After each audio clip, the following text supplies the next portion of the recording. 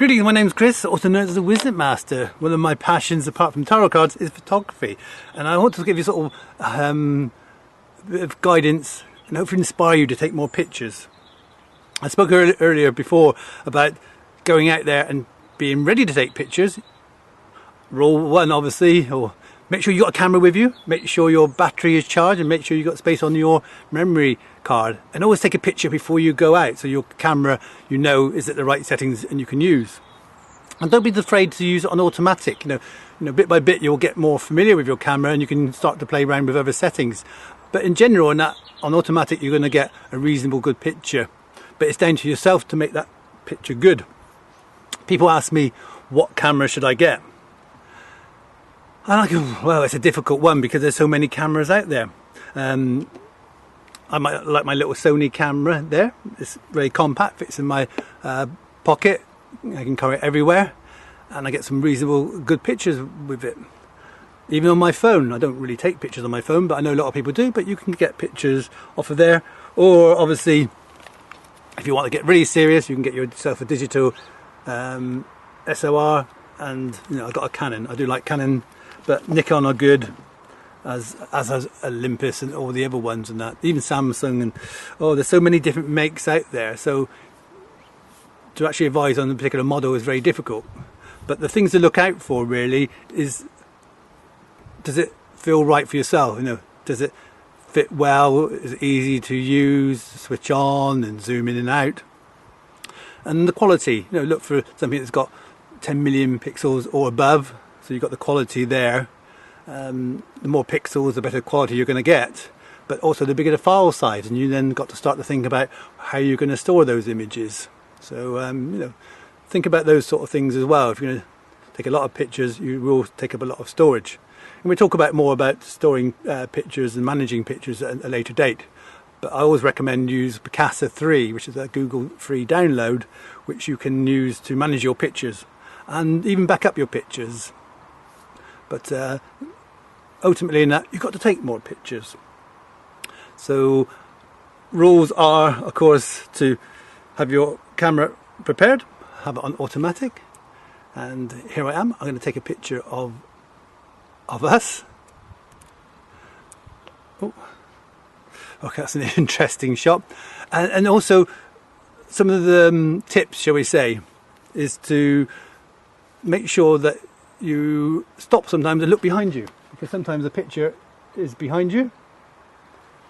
We can get a bit blinkered in photography where you're just looking in that one direction, but stop, be like a meerkat, look around, see what images there are, look up, down, and don't be afraid to take pictures at different angles as well. We naturally just take pictures at eye level, which is okay. But sometimes you can get more exciting pictures if you're shooting up, ooh, I can't see like that, or even shooting down, different angles. And when you're taking pictures, particularly of people, children, animals, try eye level. If someone sat around a table, if you're pointing down at them, it's not going to be all that inspiring. Go to the eye level. And with pets, go down on the floor, take pictures at eye level. And with your photography as well, because you've got digital, don't just take one, take several. My saying is probably, a lot of people would know, is take one more just in case. Because that extra picture will be the one you want.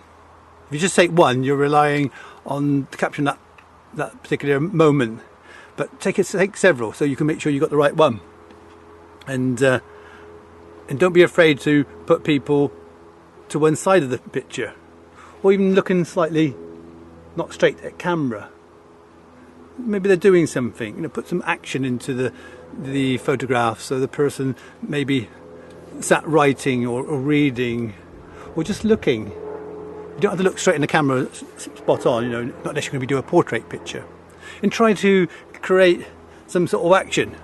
Props are quite good, as we know. We've got Chuck, and you can always throw something and get someone to catch it, or autumn, throw some leaves up in the air, or get them to run or jump. You've probably seen some of my pictures where I jump. Try to do something a little bit different with that person rather than just staring at them. Also, don't be afraid to talk to the person, inspire them, make them laugh. If you want to get a smiley picture, be a bit silly. So, okay, we do one more just in case. Oh, I don't think I was smiling that time. Can we just do one more? Oh, just do anything you can to get a reaction and talk to the subject. If I was taking a picture of you now,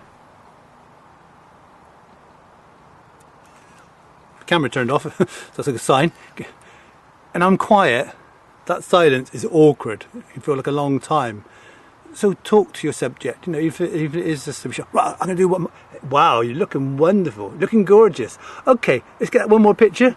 That's looking good. And you know, just try to get that reaction. So taking several pictures, especially if you've got a camera, then take little bursts of pictures, then set it on there. SORs, obviously, even digital SORs, even better. You can take a whole series of pictures and pick out the best one. So take lots of pictures, because you can sort them out later on and be organised. And I always say make sure that you bring them in, bring them in, especially through Picasa, and download them into My Pictures on your computer. Put them into sort of date order, so it automatically will put the date, a folder with the date on of your pictures, and go through and do a quick sift and say, be ruthless. I don't like, keep. Okay, other things you can do, obviously, is just to take general pictures. It'd be quite nice, you know, if you're in a community. You know, I live quite close to the Cane Hill Locks, and if you look on Facebook, you'll see what I've done. I go up there regularly and take pictures. So you can take pictures of your community, just general shots. It doesn't have to be all inspiring and arty. Just by taking a picture, you're actually capturing a moment in time, because the pictures you take now will be so much important in the future. People will look back on them and think, wow, look how that's changed, or how that person's changed. It brings back memories. So you actually, every time you take a picture, you're actually capturing a little bit of history, a moment in time. So I'm going to capture a moment in time here. And okay, I look at it and think, oh, what was that about? But maybe in 5-10 years time, and that the building will have gone, things will have changed, and it will just spark back memories. So take lots of pictures, have a camera with you every day. Don't be afraid to use props. Don't be afraid to stop and look around you. Oh, an ambulance there. And try to take pictures of your family, but also of your community, and that, and to share. And what you see is what you get. Your best zoom lens, is your legs. Now this is quite a mundane shot. I know it's video, but it's not that interesting, is it? But by bringing close, zooming in, or getting closer to the camera and taking that picture and filling the frame with your subject, it makes it more interesting. You know, look at a picture, what does it say? What is it about?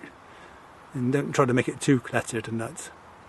Well, hopefully I'm inspiring you to take more pictures. Please share your thoughts back on the CF1010 Facebook page. Please share your pictures, share your memories, your past pictures, and obviously your moments in time, the pictures you are taking now. And I will talk more about photography and some of the fun things you can do, and that to get something a little bit different from your images. Hey, take care.